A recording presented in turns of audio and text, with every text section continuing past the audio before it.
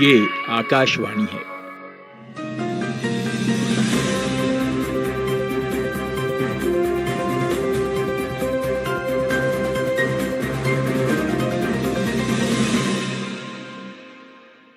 आकाशवाणी, जिसका सफर आजादी से पहले ही अंग्रेजों के अधिपत्य में प्रारंभ हो चुका था। आजाद भारत के पहले गवर्नर जनरल सी राजगोपालाचारी ने 1938 में मद्रास आकाशवाणी भवन का उद्घाटन करते हुए कहा था, I am Rajagopalachari and I am speaking from Madras All India Radio Broadcasting Station. I have been given the honor of inaugurating this Hindustan Akashvani in Madras. जब देश आजाद हुआ तब आजाद देश की आवाज बन देश के जनगण के मन तक पहुंचने का जिम्मा संभाला। आकाशवाणी ने मात्र 6 प्रसारण केंद्रों के साथ शुरू हुआ देश में लोक सेवा प्रसारण। आजादी मिली थी एक बात, लेकिन बंटवारा हुआ था दूसरी बात। लाखों करोड़ों शरणार्थी आए हुए थे और ये भी मत भूलिए कि उस समय का भारत मतलब 90% से ज्यादा लोग गांव में, 90% से ज्यादा लोग निरक्षर। ऐसे परिदृश्य में आकाशवाणी ने जिम्मा संभाला। देश में इतना अंधविश्वास था, इतने छुआछूत थी, इतने महिलाएं पर्दे में ही होती तो गांधी जी आजादी की लड़ाई में उनको बाहर ले आए, तो भी गांव नहीं बदले थे। निरक्षरता की चुनौती थी, गरीबी का प्रश्न था और साथ साथ ये भी था कि सपने बहुत बड़े बड़े थे। हम अंतरिक्ष विज्ञान में हम आगे बढ़ रहे थे, तरह तरह के नए नए केंद्र आ रहे थे, विकास की नई योजनाएं आ रही थी, जिन्हें उस समय कहा गया था कि ये नए मंदिर हैं हमारे। जिस विचारधारा को लेकर विभाजन हुआ था उसका निषेध करते हुए, उसके ऊपर जाते हुए कि अंततः ये भारत देश का सभी जनगण जो हैं वो एक है, उनके बीच में एक रिश्ता है, बहुत नज़दीकी रिश्ता है। ये तमाम बातें मुझे लगता है कि आकाशवाणी ऑल इंडिया रेडियो एक लोक प्रसारक के रूप में लोगों तक ले गया। इतना बड़ा भूगोल, इतनी बड़ी जनसंख्या, इतनी बोलियों से लेके लोक भाषाएं और फिर मुख्य भाषाएं, और फिर इतने धर्म, इतनी जातियां, इतने तरह के मौसम और इतनी तरह की जो खेती बाड़ी है वो दुनिया में कहीं और नहीं है। मैं ये 3 नारे आपके सामने कहता हूँ। जय जवान, जय किसान, जय हिंद। आजादी के बाद का देश का निर्माण हो रहा था और आपको अपने देश को एजुकेट भी करना था, इन्फॉर्म भी करना था और एंटरटेन भी करना था। लेकिन आपको क्या करना पड़ता था? आदिवासी संगीत, लोक संगीत, सुगम संगीत, उपशास्त्रीय संगीत, शास्त्रीय संगीत और फिल्म संगीत। कैसी ये धूम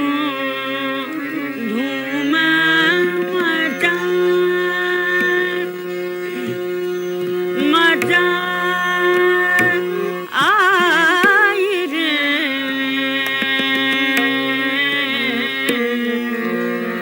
हाँ कैसी ये धूम मचा। ऐ मेरे वतन के लोगों, जरा आँख में भर लो पानी, जो शहीद हुए हैं उनकी जरा याद करो कुर्बानी। आकाशवाणी नहीं होती तो भारत का शास्त्रीय संगीत कहाँ होता, कहाँ कहना मुश्किल है कि विलुप्त हो गया होता। फिर आपका लोक संगीत कहाँ होता? ये जो गांव में हमारे यहाँ तो इतना भारत भरा पड़ा है लोक संगीत से, वो सब नहीं होता। बहुत सारी बोलियां खत्म हो गई होती, समाप्त, विलुप्त हो चुकी होती। भाषा को लेकर के जितना साहित्य है, बड़े से बड़े साहित्यकार आकाशवाणी से जुड़े रहे। आकाशवाणी ने लाखों जो है वो साहित्यकार, संगीतकार, कलाकार दिए हैं, क्योंकि सिर्फ और सिर्फ आकाशवाणी है जहां पर 3 साल के शिशु से लेके 100 साल के बुजुर्ग तक सबके लिए साल भर रास्ते खुले रहते हैं।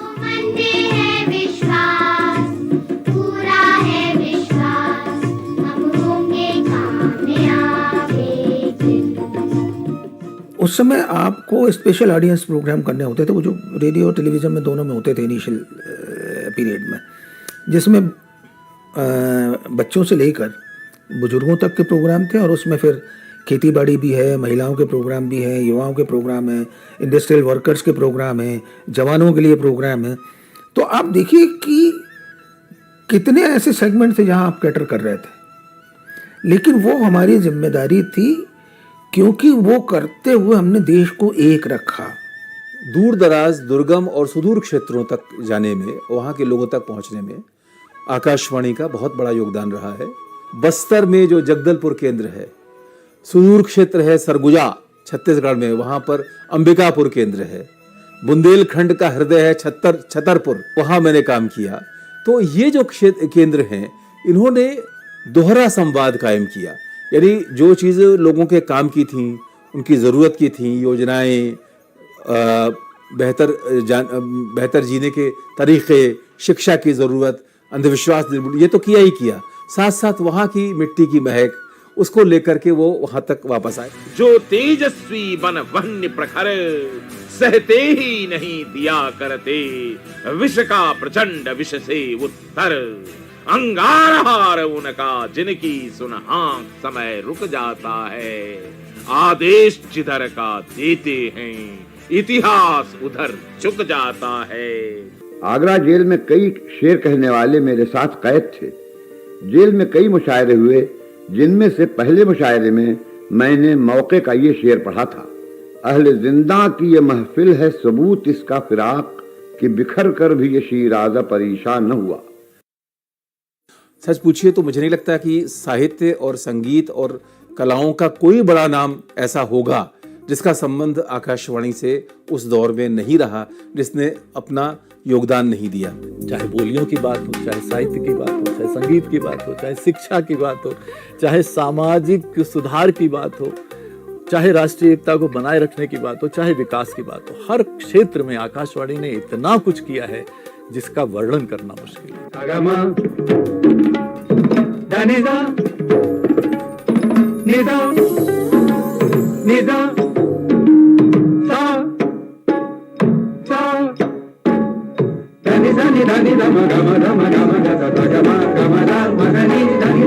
दूरदर्शन हमारे जीवन का अभिन्न अंग रहा है, अमूल्य अंग रहा है। इसके माध्यम से हमने इतिहास को बनते हुए देखा है। आजादी के बाद राष्ट्र में जनचेतना जागृत करने के साथ साथ आम जन के कल्याण से जुड़े सामाजिक मुद्दों को विमर्श के केंद्र में लाकर जमीनी बदलाव का मार्ग प्रशस्त करने का श्रेय भी दूरदर्शन और आकाशवाणी को लोक प्रसारक के रूप में जाता है। कितने लोगों को हमने आत्महत्या से आकाशवाणी ने बचाया है, कहना मुश्किल है। कितने लोगों का रक्तदान से जीवन बचा है, कहना कठिन है। कितने बिछड़े जो लोग घर से गायब हो जाते हैं, उनको ये काम अब दूरदर्शन ने संभाल लिया। जब दूरदर्शन है उससे पहले तो आकाशवाणी थी। यहाँ जहाँ बैठे हैं, यहीं पर रेल मंत्री जी घोषणा करके गए थे कि अब से भारत की सारी रेलों में 2 की जगह 4 जनरल डिब्बे लगेंगे। वो लग रहे हैं। And that's out. Yes, it's all over this time. Lost his nerve in the end, did Michael Holden, tried to swing that straight ball to leg.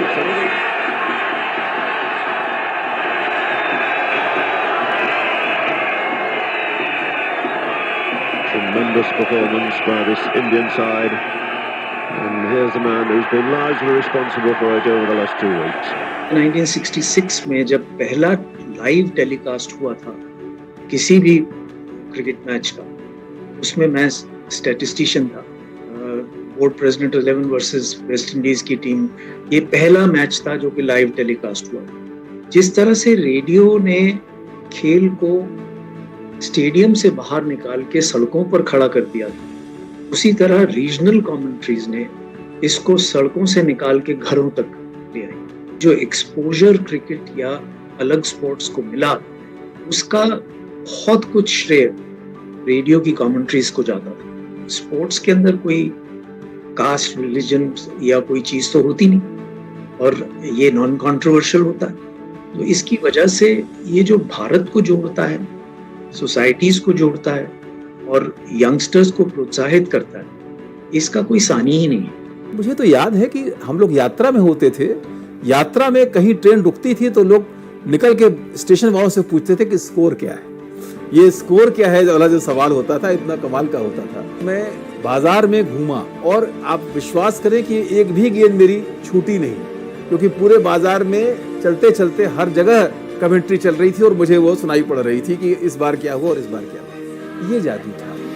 स्वागतम शुभ स्वागतम आनंद मंगल मंगलम आनंद मंगल मंगलम हित प्रियम भारत भारतम हित प्रियम भारत भारतम। जिस तरह से हमने एशियाड 82 को कवर किया, वो अपने आप में एक बहुत बड़ी चुनौती थी और बहुत से लोगों ने कहा कि साहब बहुत मुश्किल हो जाएगा, आप अगर 2 घंटे की ट्रांसमिशन निकाल दें यही बहुत बड़ी बात है। मुझे यहाँ बहुत सारे लोगों को, खासकर जो दूरदर्शन से जुड़े हुए थे, उन्हें विश्वास था कि ये इवेंट कितना भी बड़ा क्यों ना हो जाए, एशियाड 82 का दूरदर्शन है तो मुमकिन है।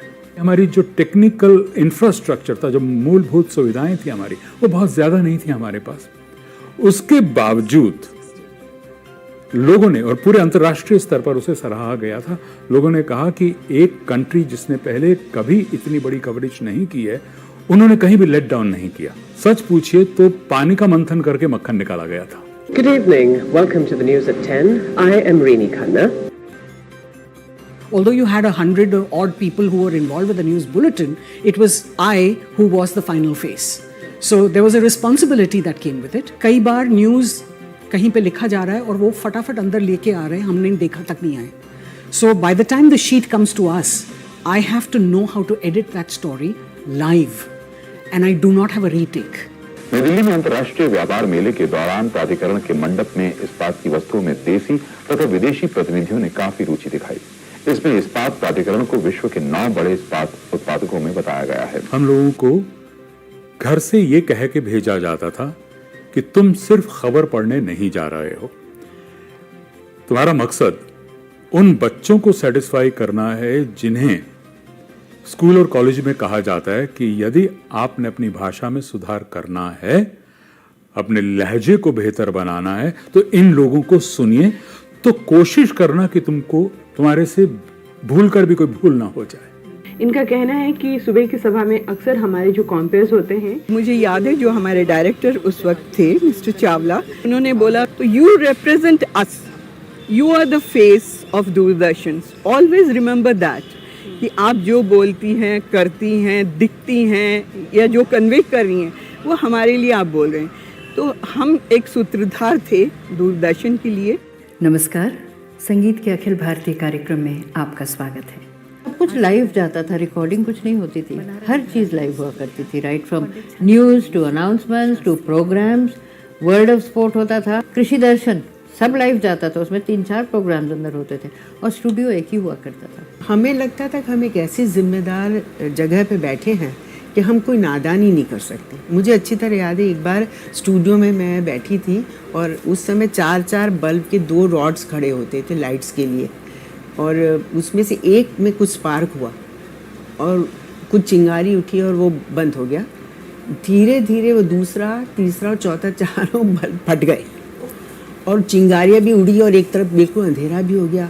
और मैं इतनी ज़्यादा डर गई थी कि मैं नीचे देख के पढ़ती रही, लेकिन मेरे जहन में एक चीज़ बहुत ज़बरदस्त जो बैठी थी, वो ये कि मैं एक ऐसे जिम्मेदार सीट पे हूँ कि मैं भाग नहीं सकती यहाँ से। फिल्म चल रही थी संडे की, 2 पुलिस वाले आए और बोले कि एक एक्सीडेंट हो गया है, स्कूटर में एक इंसान थे अपनी 2 साल की बच्ची के साथ, वो तो ख़त्म हो गए हैं, अब हमें पता नहीं है किसके हैं ये लोग, तो आप लोग प्लीज़ अनाउंस करिए टीवी में। तो ये डिसीजन लिया गया कि फिल्म को बीच में रोकेंगे, मैं अनाउंसमेंट करूँगी और फिर सो जब मैं गई अंदर तो 2 साल की बच्ची को मेरी गोद में बैठाया और सर आप बोलिए, किसी ने ये नहीं बोला कि क्या बोलना है। तो आपने कहा जो बच्ची आप मेरी गोद में बैठी देख रही हैं वो जिनके साथ थी उनका एक्सीडेंट हो गया है। आई डिड नॉट से कि उनकी डेथ भी हो गई है, क्योंकि घर वाले देख रहे होंगे। तो वो सब कर करा के जब हम लोग बाहर निकले तब तक फ़ोन आ चुका था। In 1984, when Mrs. Gandhi was assassinated, I was living very close to All India Radio and Doordarshan, और कर्फ्यू था, दिल्ली में कर्फ्यू हो गया था, and there was just no way that anybody was able to step out. So 3 days I lived in All India Radio studios, and I was reading bulletins round the clock, because there was absolute rioting happening around us, and there was just no way that anybody would step out. I remember Mandal commission के time पे इतना दंगा फसाद हो रहा था सड़कों पे, it was very difficult. उन दिनों जब हम निकलते थे तो हमारे पास ना प्रेस कार्ड होता था, ना हमारे पास कोई आइडेंटिटी कार्ड है, चेहरा ही है हमारी आइडेंटिटी, हाँ पहचान। मेरे सामने वाले गाड़ियों के शीशे तोड़े जा रहे हैं, और जब मेरे पास आए लाठी लेके, तो मैंने जब बोला, मैंने कहा मुझे बुलेटिन पढ़ना है, तो आप प्लीज़ मेरे को जगह दे दीजिए, मुझे जाने दीजिए। They were very sweet and they left the roads out, cleared the roads out and said उनको जाने दीजिए। मिसेस गांधी की हत्या के बाद कितने दंगे हुए, हमने खुद देखे सरदारों को जलते हुए, और कैसे लोगों ने उनको, उनकी दुकानें लूटी, किस तरह मुनीर का के पास सारा वो हुआ। लेकिन वो दूरदर्शन पे नहीं दिखाया गया, इसलिए कि वो एक नेगेटिव असर पड़ेगा, उससे और भड़क सकती है बात। खबर है, आप उसे कैसे प्रेजेंट करते हैं, आप उसे मतलब जो सत्यम शिवम सुंदरम जो हमारा वो है मोटो, मैं समझता हूँ कि उसमें ये सारी बात आ जाती है।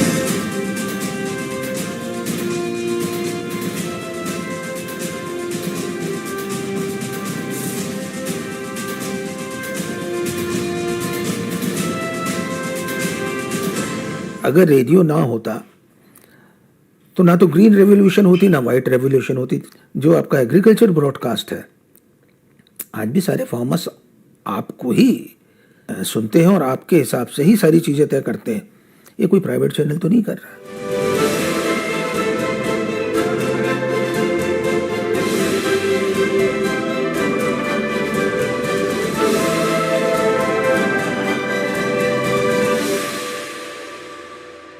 शुरू में ऐसा था कि जैसे वो 26 जनवरी आती थी तो आपका जो स्टूडियो था वो 3 हफ्ते के लिए बंद हो जाता, वहाँ पर कोई रिकॉर्डिंग नहीं कर सकते।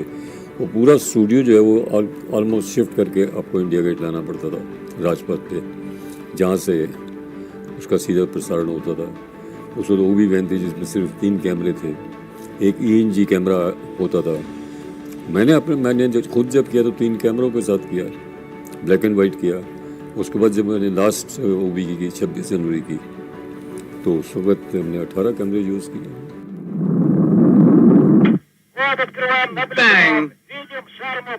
ऊपर से भारत कैसा दिखता है आपको? बगैर किसी झिझक के कह सकता हूँ कि सारे जहां से अच्छा। तो मुझे याद है वो ख़ास दिन, जिस दिन अंतरिक्ष पर थे स्क्वाड्रन लीडर राकेश शर्मा जी, और हमारी प्रधानमंत्री उनसे बात कर रही थी, और मुझे अपॉर्चुनिटी मिला था कि मैं दूरदर्शन के स्टूडियो पर थी, जहाँ पर INB मिनिस्टर्स, अदर मिनिस्टर्स वो there, because it was a very big thing. Historic था वो, बहुत ऐतिहासिक क्षण था। बिल्कुल। एक प्रोग्राम मुझे याद है जब राकेश शर्मा और रवीश मल्होत्रा जी आए थे, कॉस्मोनॉट हमारे, सो स्टूडियो में उनको प्रोग्राम था। It was a very nice interactive session. Audience को बुलाया था, वो उनसे सवाल पूछ रहे थे, इनका जवाब था, और हम लोग दोनों से होस्ट कर रहे थे। इंटरैक्टिव सेशन था, तो वो प्रोग्राम मुझे हमेशा याद रहेगा। केंद्र गांव में the centers decided to create व्यापक योजना की सदस्यों वाली प्रांतीय सभा में। And I'm very proud of the fact that I'm associated with the voice, the face, of media in Doordarshan. It's a matter of pride. मैं और साधना श्रीवास्तव, हम लोगों को किसी संस्था ने आगरा में मतलब सम्मानित करना चाह रहे होंगे, बुलाया था, और मथुरा से बैनर लग गए थे, वेलकम शम्मी नारंग, और उन्होंने कहा साहब बाहर बहुत ज़्यादा लाठीचार्ज हो रहा है, because I want to meet you. So हमें कमरों में बंद किया गया था और हमें पिछले रास्ते से निकाला गया था। तो वो दौर भी देखा है हमने। किसी काम से मैं एक हफ्ते आई नहीं, बाहर गई थी। तो जब मैं उसी दिन बाई चांस ड्यूटी पे आई तो मेरठ से एक लेक्चरर मिसेस जुबेरी वो सिर्फ ये पूछने के लिए आए थे कि क्या हुआ, why she is not coming. मैं तो सलाम करती हूँ दूरदर्शन को, क्या दूरदर्शन ने हमको एक पहचान दी, एक व्यक्तित्व दिया, एक नाम दिया, और उसी नाम से हम आज पहचाने भी जाते हैं। जिसे हम जेंडर सेंसिटिविटी कहते हैं या जेंडर जस्टिस कहते हैं, बड़ी तादाद में, बहुत बड़ी संख्या में देश की हर भाषा में, हर केंद्र पर महिलाएं आईं, उन्होंने प्रसारण किया और उन आवाज़ों के जादू से लोग जो हैं उन्होंने स्त्री शक्ति को नमन करने का एक और माध्यम वो बना।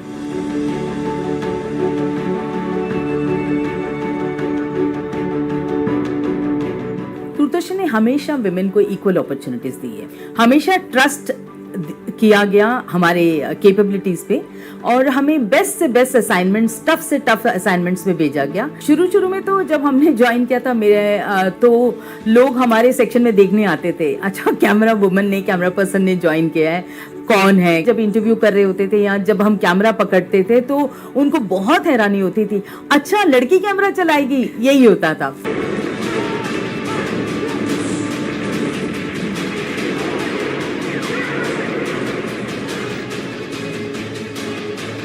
पाकिस्तान के साथ और चाइना के साथ आपका जो युद्ध हुआ, उस समय के ब्रॉडकास्टिंग के पूरे पैटर्न, उसकी फॉर्मेटिंग, उसका प्रेजेंटेशन और उसकी रीच आउट, आपने पूरे देश को अगर खड़ा कर दिया एक साथ, तो वो ब्रॉडकास्टिंग ही थी और कुछ नहीं था।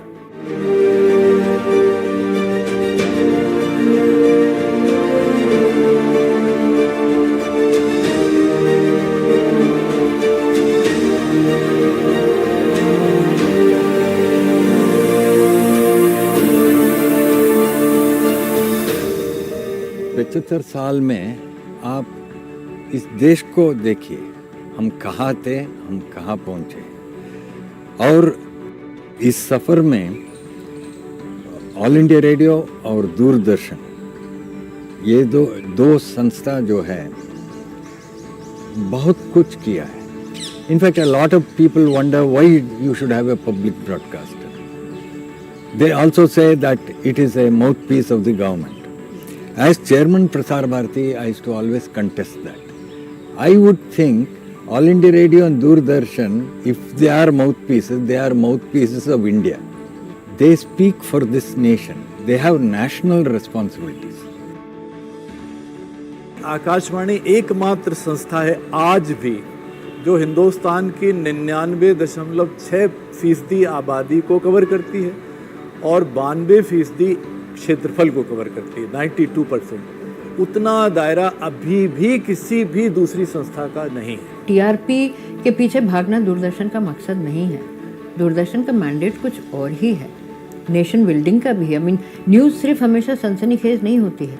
इस देश में ये सच है कि आज बहुत सारी चैनल्स हैं और कई लोग काम कर रहे हैं और अच्छा काम भी कर रहे होंगे, लेकिन आज तक टेलीविज़न के जितने क्लासिक हैं, मुझे नहीं लगता कि दूरदर्शन से बाहर अभी तक कोई क्लासिक बना है।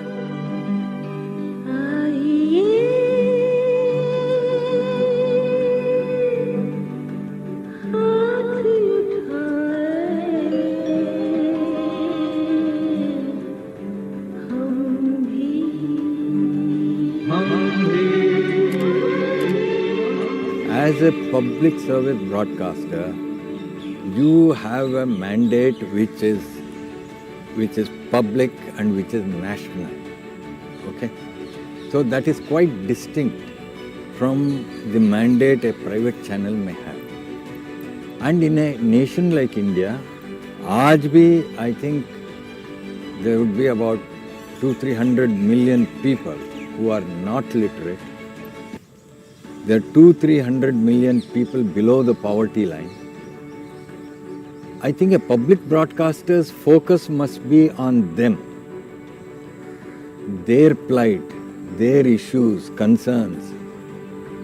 Who else will do it?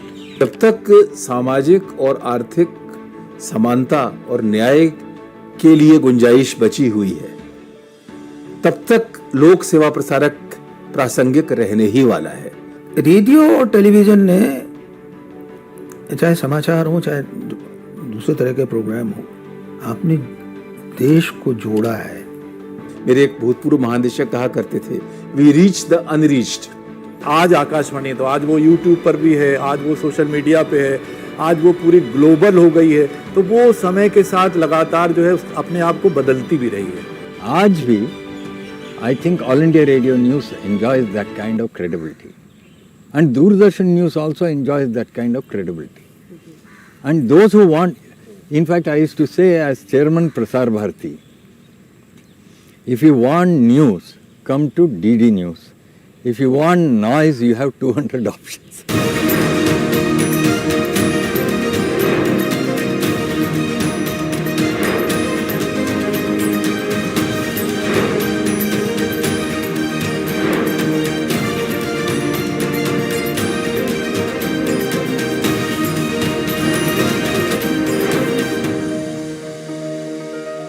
मैं मन से मानता हूं कि भारत के भाव की अभिव्यक्ति केवल और केवल नए भारत का नया दूरदर्शन आकाशवाणी या प्रसार भारती ने केवल स्थान ही नहीं बनाए रखा, लोगों में अपना विश्वास को भी कायम रखा है। यही लोगों का विश्वास आपके ऊपर बनता है कि उनको सही खबर सुननी होती है तो आपके ऊपर ऑल इंडिया रेडियो आकाशवाणी और दूरदर्शन के ऊपर विश्वास भी करते हैं। स्मृतियां मनोहर हैं, देश की धरोहर हैं। ज्ञान, सूचना, मनोरंजन से संस्कारों की संस्कृति का सृजन करना और देश में लोकतांत्रिक मूल्यों को स्थापित करते आ रहे हैं आकाशवाणी और दूरदर्शन। जनहित की प्रतिध्वनि के साथ राष्ट्रवादी सरोकारों से मार्गदर्शित है लोक प्रसारक की प्रासंगिकता, जो कल भी थी, आज भी है और आगे भी निरंतर बनी रहेगी।